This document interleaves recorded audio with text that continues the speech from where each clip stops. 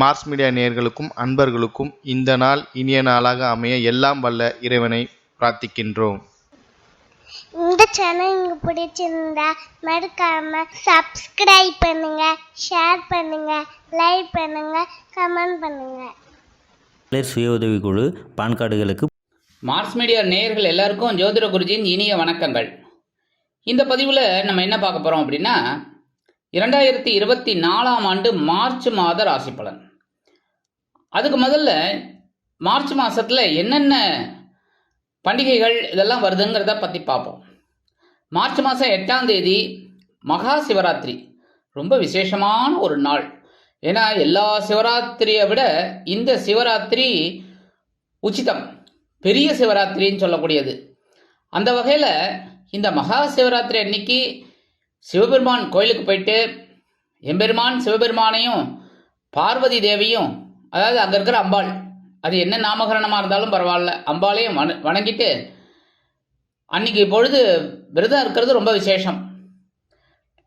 அந்த நாள் ஃபுல்லாக அபிஷேகம் ஆராதனை நடந்துட்டு இருக்கும் கோவிலில், ரொம்ப விசேஷம். எல்லா சிவன் கோயில்லையும் இருக்கும். ஆகவே மார்ச் 8ஆம் தேதி சிவாலயம் போய் இந்த சிவராத்திரி அன்னைக்கு எம்பெருமான் சிவபெருமானையும் நந்தீஸ்வரரையும் நீங்கள் வணங்குறது ரொம்ப விசேஷமான பலன்களை உங்களுக்கு கொடுக்கும். அதே சமயம் மார்ச் மாதம் 14ஆம் தேதி காரடையா நோன்பு. காரடையா நோன்புங்கிறது இந்த சாவித்திரி விரதம், ரொம்ப விசேஷம். உங்களுக்கெல்லாம் நிறைய பேருக்கு தெரியும் சத்தியவான் சாவித்திரி. அந்த கதை தனி கதை. அதாவது சாவித்திரி சத்தியவானோட உயிரை மீட்கிறதுக்காக யமதர்மராஜா கிட்டே வரம் வாங்கினவங்க. அதனால இந்த காரடையா நோம்பில் நம்ம சத்தியவான் சாவித்திரியை நினைக்கிறது ரொம்ப விசேஷம். அடுத்தபடியாக 25/3/2024 அன்னைக்கு பார்த்தீங்கன்னா ரொம்ப விசேஷமான நாள் பங்குனி உத்திரம். இந்த பங்குனி உத்திரம்ங்கிறது சாஸ்தா திருக்கல்யாணம். அதே சமயம் சிவன் கோவிலில் திருக்கல்யாணம் சிவபெருமானுக்கு, அதே சமயம் முருகப்பெருமானுக்கு திருக்கல்யாணம், முருகப்பெருமானுக்கு காவடி எடுக்கிறது எல்லாம் ரொம்ப விசேஷமாக இருக்கும். ஆக நீங்கள் கோவில் தரிசனம் ரொம்ப விசேஷம். சிவன் கோயிலாகட்டும், ஐயப்பன் கோயிலாகட்டும், அதே சமயம் முருகன் கோயிலாகட்டும், நீங்கள் போயிட்டு வழிபாடு பண்ணுறது ரொம்ப விசேஷமான பலன்களை கொடுக்கும். இந்த மார்ச் மாதத்தில் கிரகநிலைகள் அப்படின்னு பார்த்தீங்கன்னா மேஷ ராசியில் குரு, கன்னி ராசியில் கேது, துலாம் ராசியில் சந்திரன், மகர ராசியில் செவ்வாய் மற்றும் சுக்கிரன், கும்பராசியில் சனி பகவான், சூரியன், புதன், மீன ராசியில் ராகு. அந்த வகையில் இந்த கிரக அமைப்புகள் மாத ஆரம்பத்தில் இருக்கு. 2/3/2024 அன்னைக்கு புத பகவான் கும்பராசியிலேருந்து மீன ராசிக்கு போயிடுறார். 8/3/2024 இந்த சுக்கிர பகவான் மகர ராசியிலேருந்து கும்பராசிக்கு போயிடுறார். 14/3/2024 அன்னைக்கு சூரிய பகவான் கும்பராசிலேருந்து மீன ராசிக்கு போயிடுறார்.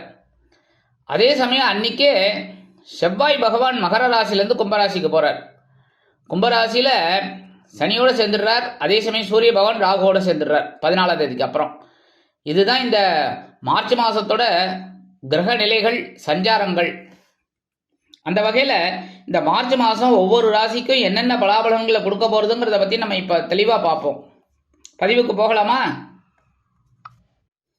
மேஷராசி நேர்களே, இந்த 2024 ஆண்டு மார்ச் மாதத்தில் உங்களுக்கு எந்தெந்த கிரகங்கள் நன்மை செய்ய போகிறது, எந்தெந்த கிரகங்கள் மூலமாக நீங்கள் கவனமாக இருக்கணும், சந்திராஷ்டம தினங்கள் என்னென்னைக்கு, பரிகாரமாக என்ன பண்ணினா ரொம்ப விசேஷம் அப்படிங்கிறத பற்றிலாம் நம்ம இப்போ தெளிவாக பார்க்க போகிறோம்.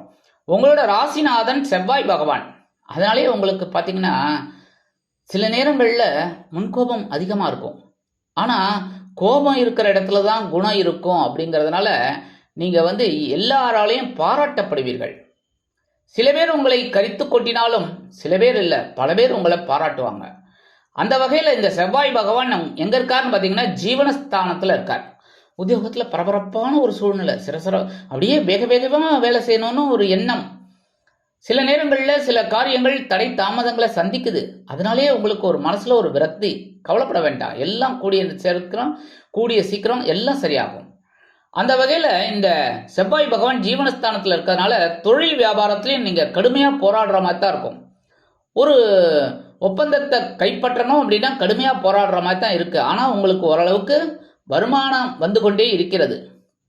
அதே சமயம் சில செலவுகளும் வந்து கொண்டே இருக்கிறது.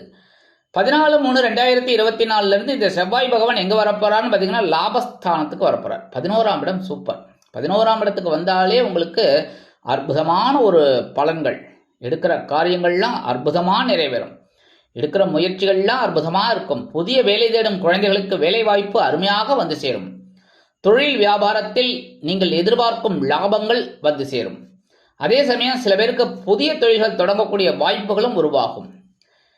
உத்தியோகத்தில் சிறப்பு அம்சங்கள் உங்களுக்கு வந்தடையும்.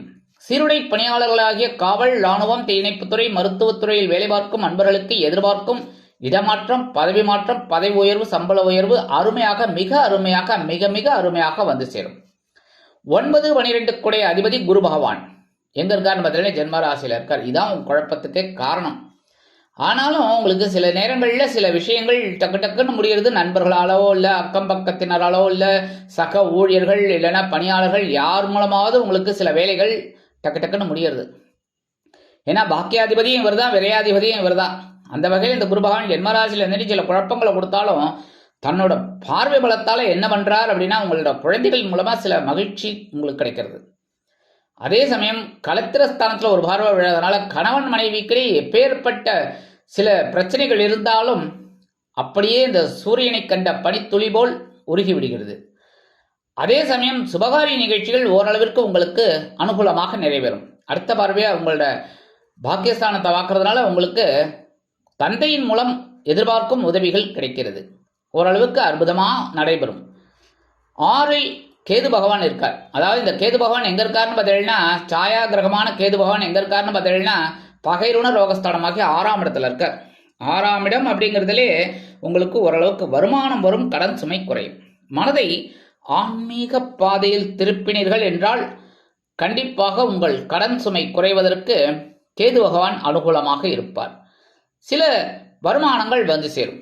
புனித தலையாத்திரை செல்லக்கூடிய வாய்ப்புகள் உங்களுக்கு உண்டாகும். இல்லத்தில் மங்கள காரியங்கள் ஓரளவிற்கு நடைபெறும். அடுத்தபடியாக ஜீவனஸ்தானத்தில் 2, 7 அதிபதி சுக்கிர பகவான், தனவாக்கு குடும்பஸ்தான அதிபதி, களத்திராதிபதி. இந்த சுக்கிர பகவான் செவ்வாயோட இணைந்து சுக்கிரமங்கல யோகத்தை கொடுத்துட்டு இருக்கார்.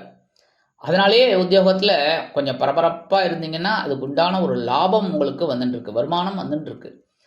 தொழில் வியாபாரத்தில் இருக்கிறவங்களுக்கும் சரி, உத்தியோகத்தில் இருக்கிறவங்களுக்கும் சரி, அந்த மாதிரி ஒரு அமைப்பு வந்துட்டு இருக்கு. அதனாலேயே உங்களுக்கு கடன் சுமை குறையுது.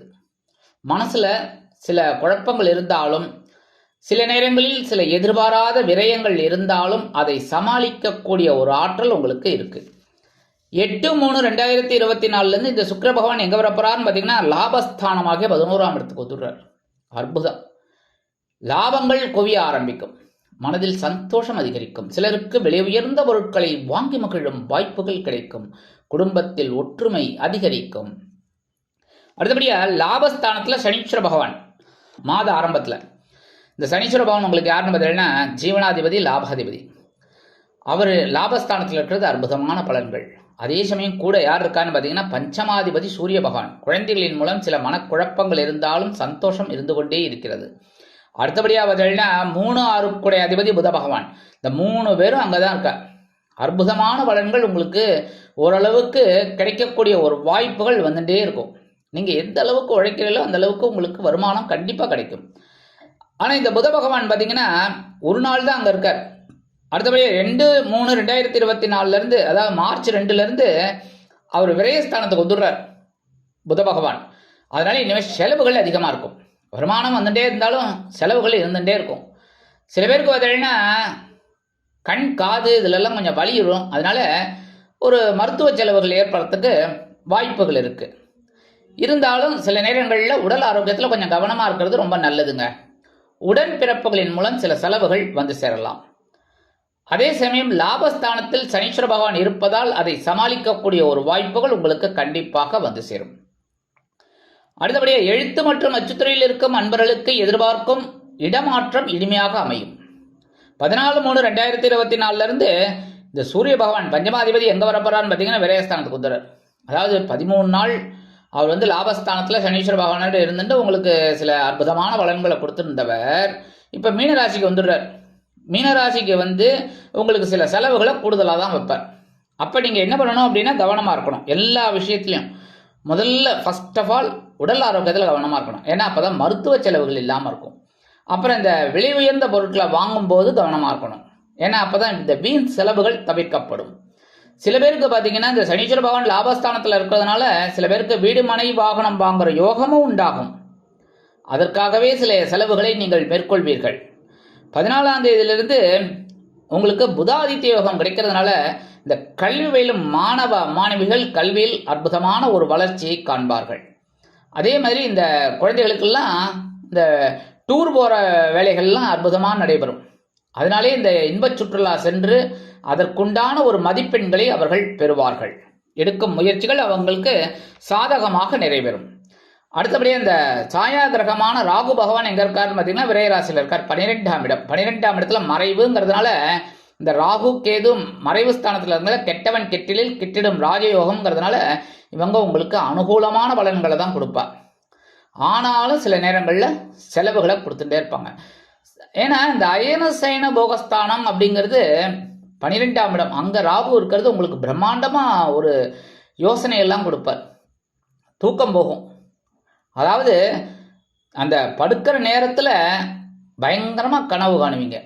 அதாவது கண்ணை முழிச்சுக்கிட்டே பிரம்மாண்டமாக கனவு காணுவீங்க. இப்படி இருந்தால் அப்படி இருக்கும், அப்படி இருந்தால் இப்படி இருக்கும்னு. அதுக்கெல்லாம் இந்த ராகு பகவான் தான் காரணம். நீங்கள் என்ன பண்ணணும் அப்படின்னா நீங்கள் பொறுமையாக இருக்கணும். எல்லா விஷயத்திலும் மனசை அலபாய விடாமல் நீங்கள் கவனமாக இருக்கிறது நல்லது. அதுக்கு யோகா தியானம் இதெல்லாம் மேற்கொள்கிறது ரொம்ப உச்சிதம். இந்த வெளிநாட்டு வேலை வாய்ப்பு, வெளிநாட்டில் போய் உத்தியோகம் பார்க்கணும், அதாவது வெளிநாட்டில் போய் படிக்கணும் அப்படின்னு நினைக்கிற குழந்தைகள்லாம் தாராளமாக முயற்சிகளை மேற்கொள்ளலாம்.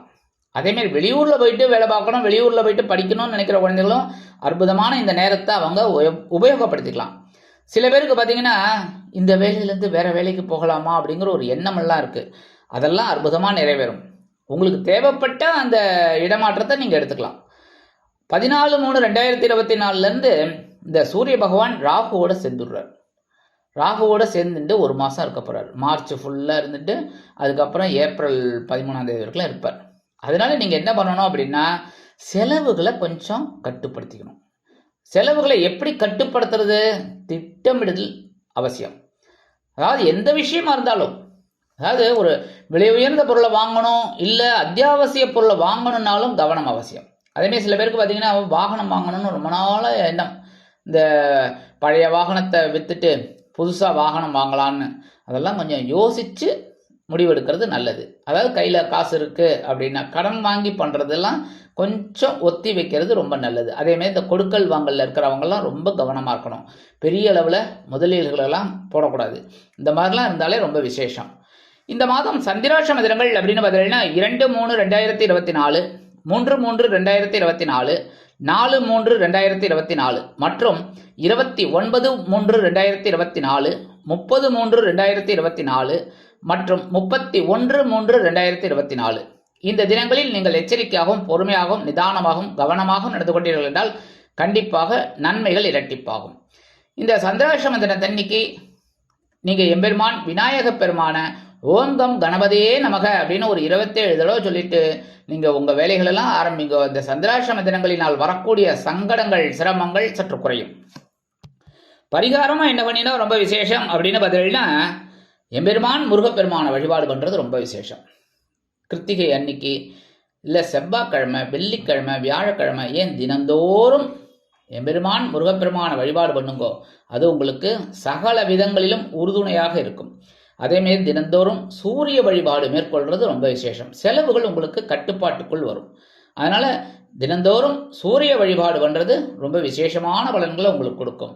ஆக இந்த சிறு பரிகாரங்களின் மூலம் 2024ஆம் ஆண்டு மார்ச் மாதம் உங்களுக்கு பல விதங்களிலும் ஏற்றம் தரும் மாதமாக அமையும் என்று கூறி விடைபெறுகிறேன். நன்றி, வணக்கம். மீண்டும் ஒரு அருமையான பதிவில் நான் உங்களை மனமகிழ்ச்சியோடு சந்திக்கிறேன். வாழ்த்துக்கள்.